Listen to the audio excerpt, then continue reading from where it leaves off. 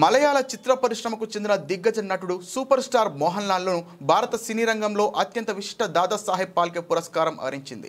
భారతీయ సినిమాకు ఆయన అందించిన విశేష సేవలకు గుర్తింపుగా 2023 సంవత్సరానికి గాను ఈ అవార్డుకు ఎంపిక చేసినట్లు కేంద్ర ప్రభుత్వం అధికారికంగా ప్రకటించింది.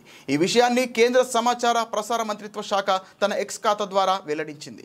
మోహన్ లాల్ అత్యద్భుతమైన సినీ ప్రయాణం ఎన్నో తరాలకు స్ఫూర్తిదాయకం. నటుడిగా, దర్శకుడిగా, నిర్మాతగా భారతీయ సినిమాకు ఆయన చేసిన సేవలు అజరామరం.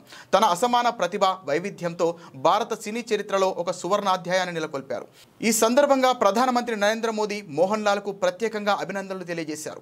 మోహన్ లాల్ ప్రతిభకు, వైవిధ్యానికి నిలువుటద్దాం. దశాబ్దాలుగా మలయాళ సినిమాకు ఆయన వెలుగు దివిటిలా నిలిచారు. కేవలం మలయాళంలోనే కాకుండా తెలుగు, తమిళ, కన్నడ, హిందీ భాషల్లో కూడా ఆయన ప్రదర్శించిన నటన అద్భుతమని ప్రధాని కొనియాడారు. ఆయన విజయాలు భవిష్యత్ తరాలకు స్ఫూర్తినిస్తూనే ఉంటాయని ఆకాంక్షించారు. 4 దశాబ్దాలకు పైగా సాగిన తన సినీ ప్రస్థానంలో మోహన్ లాల్ 400కు పైగా చిత్రాల్లో నటించి ప్రేక్షకులను మెప్పించారు.